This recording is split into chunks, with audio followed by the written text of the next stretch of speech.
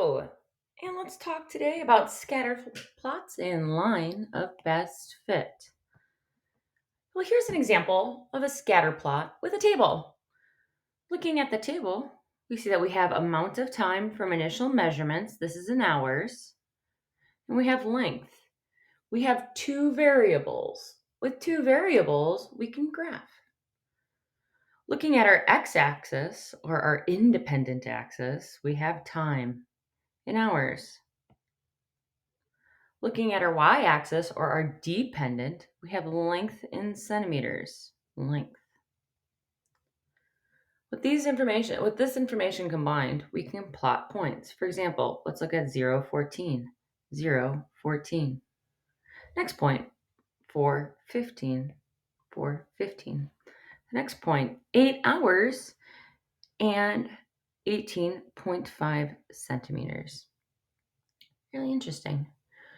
Looking at the scatter plot, we look at it, all the data points plotted, and we're like, oh, wow, that could make a line.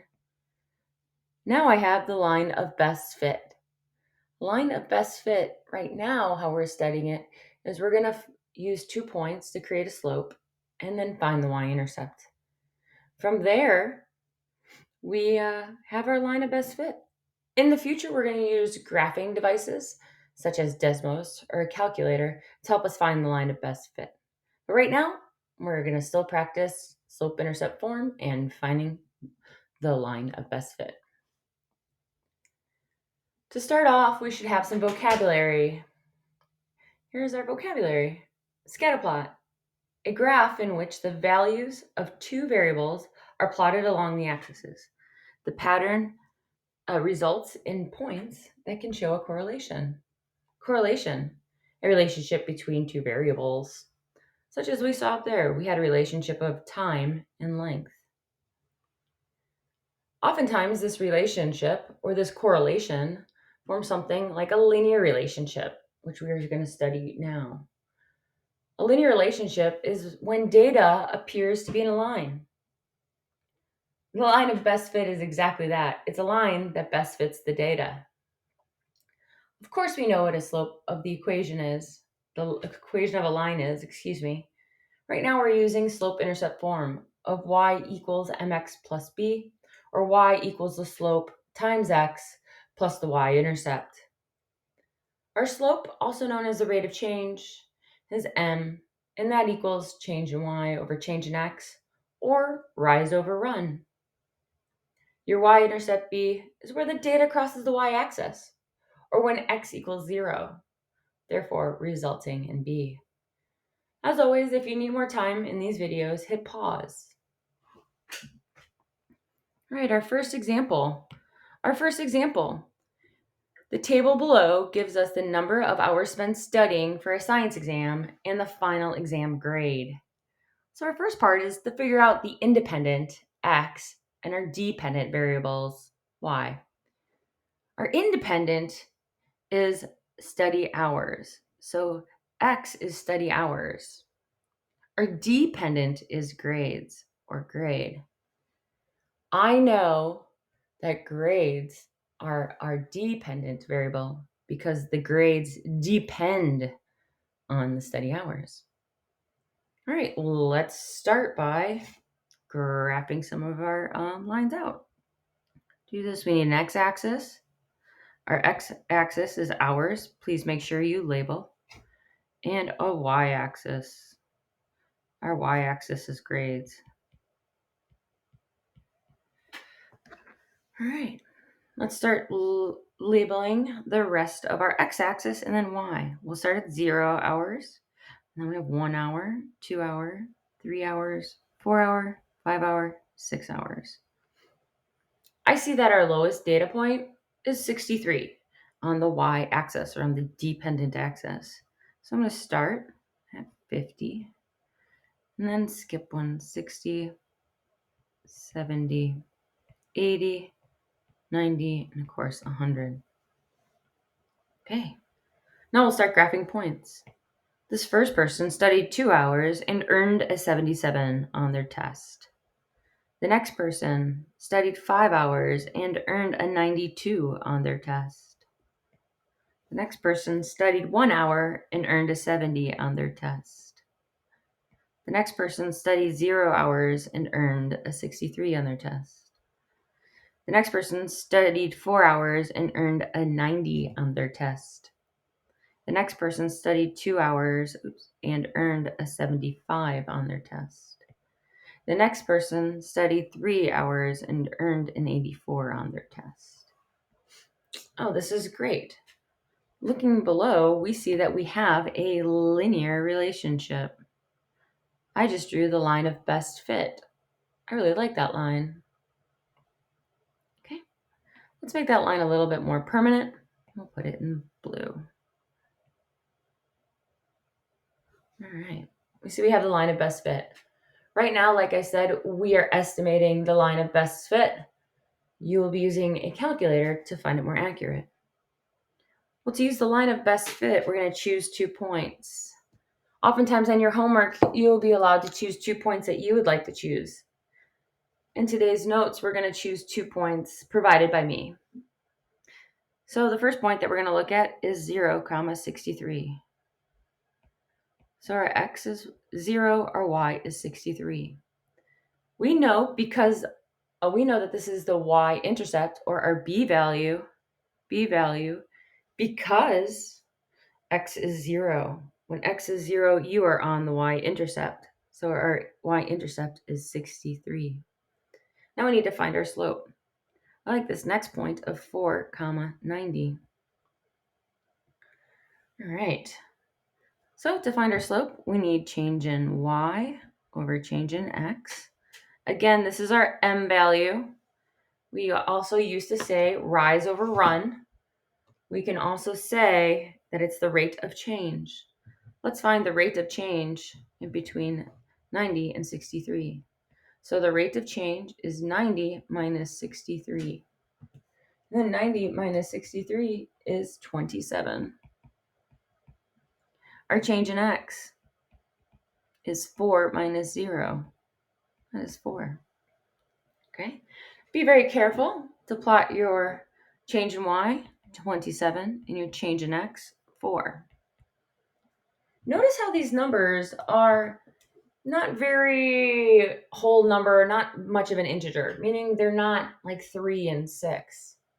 Oftentimes when we deal with real data, we do not get really nice whole numbers. So our slope is 27 over 4. Oops. Our slope is 27 over 4. In case you're having thoughts about this, like I don't get it, what that is, we can also change it to 6.75. So the equation for our line best fit is y equals mx plus b, y equals 6.75x plus 63. This is great. With this information, we can find some good stuff.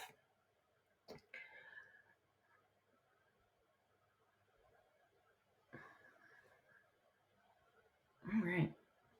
Let's go to example number 2. The table below gives the height and shoe size of 6 randomly selected men. Okay.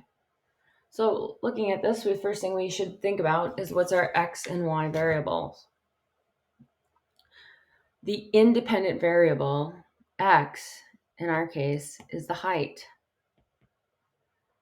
And the dependent variable is y. I know that our shoe size is the dependent variable because shoe size depends on height. All right, so let's start by graphing. We have our x-axis, x is height. Our y-axis is shoe size.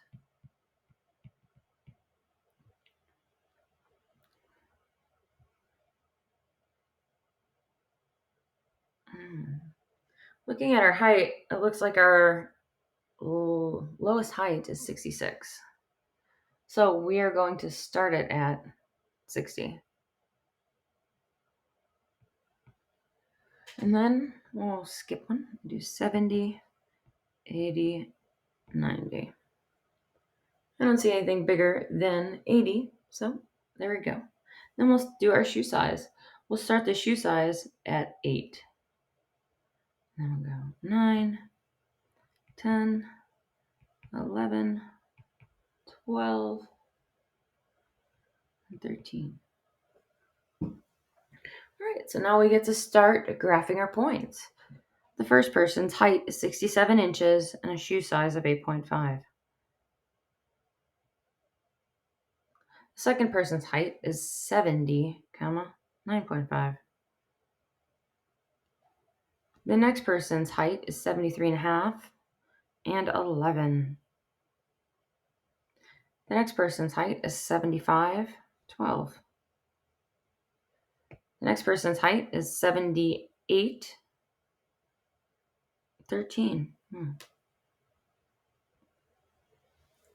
The last person's height is 66 and 8. Wow, look at that. Looks like we have some sort of linear relationship.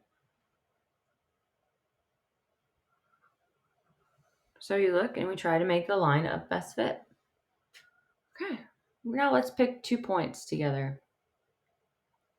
The 2 points that we will choose that look kind of on the line.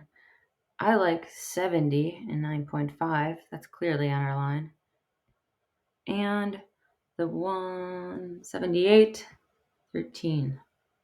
Okay. Again, I really like to look at the table. So we have 70, 9.5. And we have 78, 13.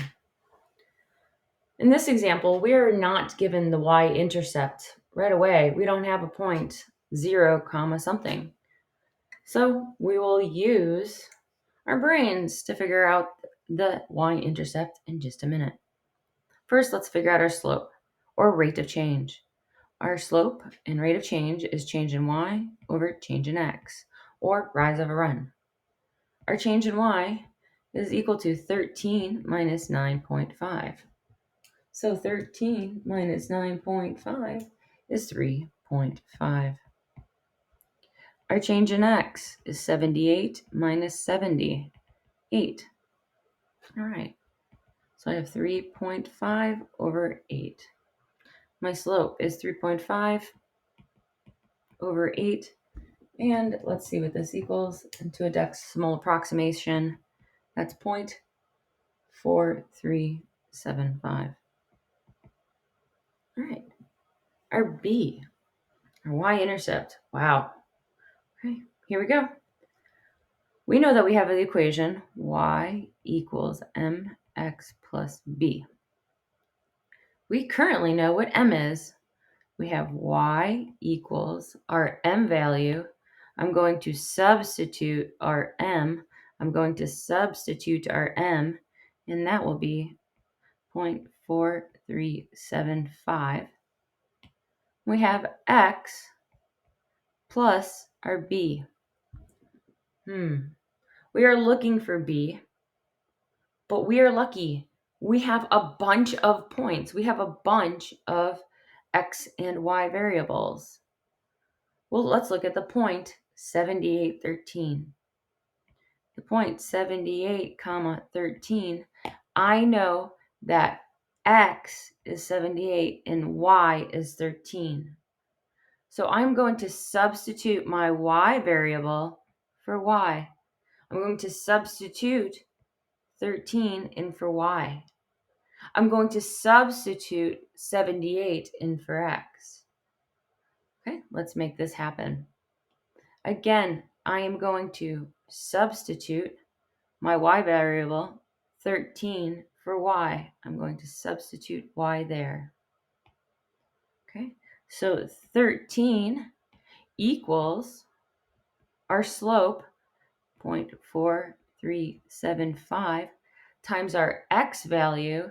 Our x value is 78. I'm going to substitute my x in times 78 plus b. All right. Now I'm going to follow order of operations, and I'm going to multiply for 0.4375 times 78. I get, when I multiply these guys, I get 34.125 plus B equals 13. All right. To solve for B, all I have to do is subtract 34.125. And I get B is equal to negative 21.125. Negative 21.125. Oh, now we have our y-intercept. And that totally kind of makes sense to me. I like this answer because I know it's negative, because if I kept drawing this line down, down, down, down, it would definitely be a negative number by the time it reached 0. Please note that we're at 60 right here, and we're going to have it go all the way to 0. So our equation of the line best fit is y equals our slope, 0.4375, times x minus 21.125. Again, not all of these numbers are really nice. Again, they're decimals. They're not whole numbers. They're not integers. They're decimals because we're dealing with real life data. All right, example number 3. I would like for you guys to do on your own. Please use weeks 1 and 9 to find your slope or the rate of change, your y-intercept, and your equation. Thank you so much. Please ask any questions at the end of this video. To get full credit, you need to watch the end of this video.